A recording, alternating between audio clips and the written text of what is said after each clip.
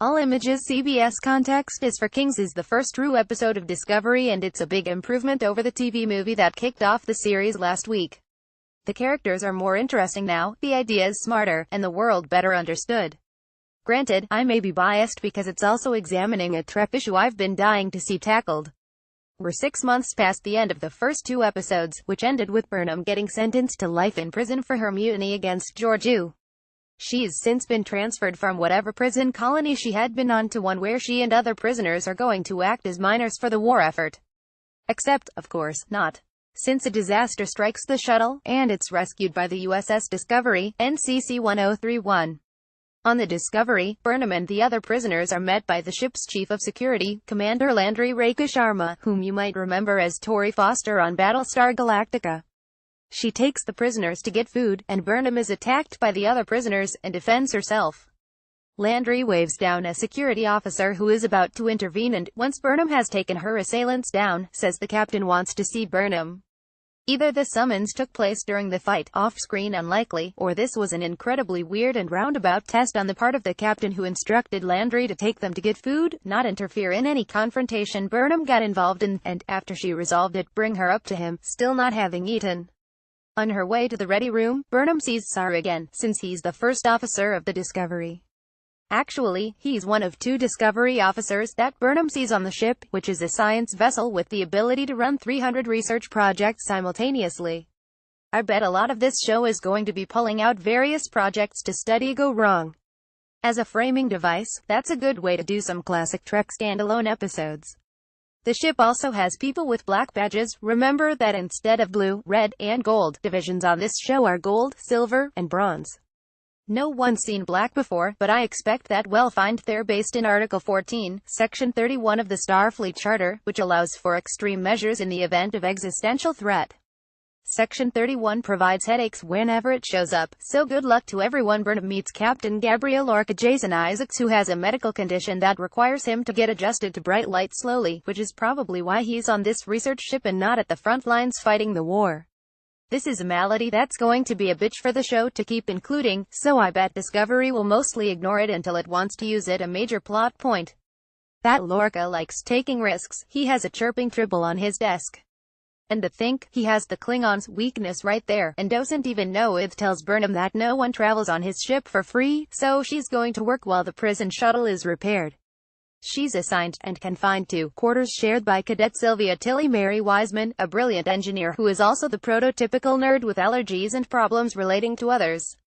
If there was one place I wish had dispensed with this particular cliché, it's Star Trek. During the night, there's a black alert, because, sure, why not add a new alert, and Burnham sees water drops hover and then fall back down. Saru escorts Burnham to engineering, and they have a nice moment, where Burnham compliments Saru on the speech he made at George's funeral and tries to apologize. Saru says he believes she is sorry, but also that she is dangerous, then leaves her in the hands of Paul Stamets. Anthony Rapp, who is my brand new favorite. I didn't want him to be, but here we are. He'll explain why Stamets has a call with a friend and former research partner, who is doing parallel research on USS Glenn. He talks about how the research is too slow for the happiness of Lorca, whom it is clear he does not like. Then the Glenn suffers a cataclysmic accident after doing a trial run of the same research that the Discovery is apparently behind, and so Stamets, Burnham, Tilly, Landry, and Redshirt rush in to salvage the research. During the journey, Stamets tells Burnham that he and his dead friend were happy in a lab, doing amazing research. Then the war started, their research was co-opted, they were separated so that they'd be twice as fast in their work, and Stamets had to work for the warmonger Lorca. And this is the idea I have been waiting for Star Trek to explore forever. Even Deep Space Nine, which also featured a war that tested the limits of Starfleet and the Federation, never delved that much into the fundamental tension of Starfleet's stated mission of exploration and its military side. I wanted Star Trek Into Darkness to go into this. I wanted the Kelvin timeline to show how the Kelvin incident would give the Hawks in Starfleet a chance to mold the institution into something less science-focused and more defense-focused. I wanted that conflict, and the Hawks winning more than they did at the same time in the Prime timeline, to make having 2 timelines actually mean something more than we don't have to worry about continuity. Obviously, that didn't happen. Discovery actually seems to be looking at this. Rapp plays Stamets as both in love with the science, and furious about how he's being forced to research it. It's a perfect Star Trek conflict, and I am here for it. Anyway, on the Glen, the team discovers the crew have all died, and their bodies hideously deformed. There's also a Klingon boarding party killed by a creature of some kind. His creature pops up, the red shirt is killed, Burnham distracts the creature, and the crew gets away.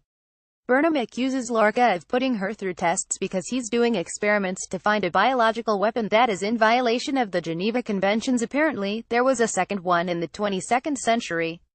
And that he wants her because she's smart, has a scientific mind, and clearly has no trouble going around Starfleet's rules.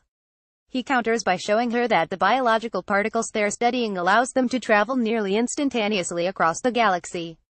Burnham accepts his offer. Of course, Lorca also has Landry beam aboard the deadly creature to the xenobiology lab on the Discovery. And on that ambiguous note, the episode ends. I'd take bets on whether that comes back to bite them in the ass, but the next time on preview makes clear that it does. Assorted musings. I still hate that we don't have colors on these uniforms. The division by metal colors is too subtle, and when a red shirt is not in red or gold in later seasons, it ruins some of the fun. As my colleague Alex Krantz pointed out, STAMI's research can never actually work. Otherwise, many years in the future, a newly made Admiral Janeway is reading the classified file on it, and cursing. Granted, running a ship on biological constructs is also how Voyager was built. It was a mistake. Also, this is why prequels are a bad idea. We could have easily done this exact show, set past all the Prime Universe shows and movies, and substituted the Klingons with a new race, and it would have worked and avoided these kinds of problems. The old Trek technobabble has returned. Miss isn't the right term for how I feel about it, but hey, at least it's an authentic Trek staple. Lorca says that his family used to be in the fortune cookie business. The modern fortune cookie, the light-colored ones Lorca keeps on his desk and advisedly close to a tribble that could turn that food into a billion more tribbles, were supposedly first served in San Francisco. Just a reminder that San Francisco is the most important city in the galaxy according to Star Trek. Speaking of San Francisco, that's where Starfleet Academy is, and its motto is Ex Astris Scientia, or from the stars, knowledge. So Stamets saying he joined Starfleet because of Wonder lines up with how it's presented. Burnham insists she just wants to serve her time. Of course, she also breaks into a lab on the Discovery using her roommate's drool and a hypospray, so it's roughly on the same level of credibility as everyone saying how Vulcan and coldly logical she is, and then her proving she's the exact opposite. Burnham reciting Alice Adventures in Wonderland while running from the creature was weird. It felt off and was just so they could have her say Amanda Grayson read her and Spock the book when she was growing up, also because it's an original Trek Easter egg. I'd be lying if I said the panning shot across the Discovery didn't take my breath away.